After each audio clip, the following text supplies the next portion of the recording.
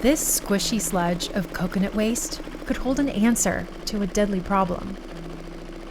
Alhaji Siraj Bah spent months of trial and error developing his recipe for cooking fuel, made out of coconut shells instead of trees. I was like, it's either it works or it works. It needs to work, so I need to do everything for it to work. He lost his adoptive family in a mudslide when he was 17. Before that, he spent years living on the streets, dreaming of the day he could launch his own business. Briquettes help prevent deforestation because they are produced from biomass waste. They are not produced from wood. He lives in a part of Sierra Leone that has lost 70% of its forest cover over the last 5 decades. One reason for deforestation is people chopping down trees to feed their stoves. Tree roots are essential to holding back the earth during increasingly intense storms. You move from having lush green mountains to dark brown death traps. The question now is, can Alhaji convince people in Freetown to swap wood-based charcoal for coconut briquettes? We went to Sierra Leone to see how this young entrepreneur is saving trees using worldwide waste. Coconuts are one of Freetown's favorite on-the-go snacks. Vendors end the day stuck with heaps of shells that they need to get rid of somehow, and that costs money. This was supposed to be waste. They needed to pay transport to dump this thing. Now I'm going to pick it up for free. Alhaji says his company, Rugsal Trading, collects about 2 metric tons of coconut waste per week. He's aiming for 10 tons by the end of 2022. So this is the backbone of our products. This is well for us. Workers clean the husks and shells and dry them for about a week. Next, they fire them inside this steel drum. It carbonized for like 3-4 hours. We put the fire out using water. We have to wait for them to get dried. They pulverize the charred coconuts into a fine powder and add water plus a secret ingredient to bind it all together. The mixing is very challenging, so the whole process depends on the mix. A slight mistake on the formula, you have to start all over again. The extruder pushes out slimy rectangular logs that will need to dry for 3 to 4 days. These ones are destined for shisha pipes. In fact, people who smoke hookah are his best customers these days. Rugsal Trading can produce about 0.5 metric ton of briquettes in a day, and they bring in as much as $4,500 on a good month. We are the best-selling briquette. You can find our briquettes in most of the supermarkets in town. They go for 70 cents per kilogram. That's 4 times more expensive than the common wood-based charcoal, but they burn at least 4 times as long. Alhaji's next big challenge is to grow his sales to reach people who will use his coconut briquettes for cooking fuel instead of cutting down trees. It's not easy, but it takes time. It's very tough to build something great. If it was not tough, everybody would have done it. So he has 10 full-time employees and up to 40 part-timers, depending on the season.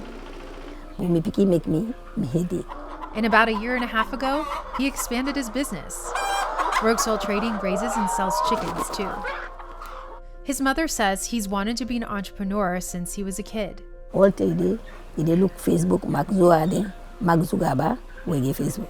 The man will get the man will get money pass all man. Then they all say they watch, and then they get money. All is for me. But that all felt very far away when Alhaji suddenly became the breadwinner for his family at age 12. When man die left, pass bokuti pass na me. Only wish they say, Mama, I forget money. Before they get 22, 23, I forget money. I for pull you and pull. I for pull you and suffer. He left his village, hoping to make money to send home to his mother and sister. I was just this kid who wanted to become somebody, but I was not thinking straight. I thought that it is just okay for me to move to Freetown. So without thinking about where am I gonna stay, who's gonna feed me, who's gonna take care of me, but I moved. He lived on the streets for 4 years until he found a steady job and an adoptive family who took him in. 7 to 8 months after my adoption, I lost my family that I was living with during the mudslide. Over 1,100 people died and 3,000 more lost their homes. Alhaji was left with just a few dollars to his name. But he was desperate to do something to stop the deadly mudslides.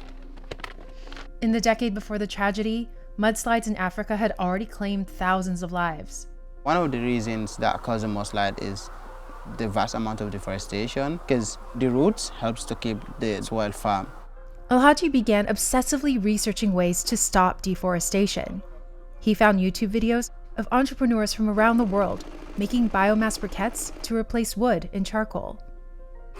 He started saving money for an expensive mechanical extruder and perfecting his recipe. Our formula is so outstanding that it can burn for like 4 hours. It emits lesser smoke. He pitched his business idea at a Harvard competition in 2020 and won awards there and at the United Nations. And he recently landed new customers in Germany and the UK. Gotsho guti kandi frito yati, I hangul kotia putia do boku kodente godep I begin see road small.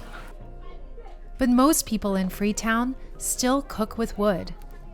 You just can walk up to somebody and be like, hey, this is new, this is different from what you've been using. So it's a bit tough, but we'll get there one day.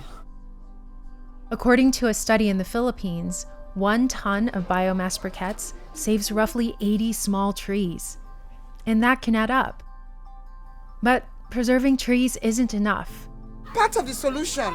Yvonne Aki Sawyer became mayor of Freetown by campaigning on a promise to plant 1 million trees by the end of 2022. Freetown, the tree town, is replanting, which include reforestation of hills, reforestation of rivers along riverbeds, reforestation of green corridors or creation of green corridors to also address another challenge, heat stress.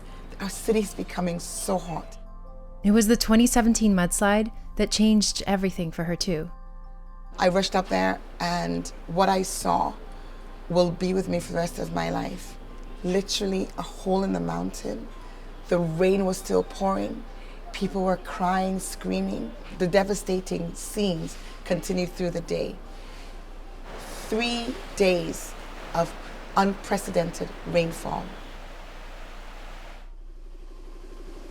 She told us that Alhaji's project makes her feel hopeful for the future. The work that Alhaji is doing is one of the ways in which you see the coming together of solutions for these multifaceted problem of sanitation and the environment. Everybody drinks coconuts. Everybody eats coconuts. I eat coconuts. I drink coconuts almost every day.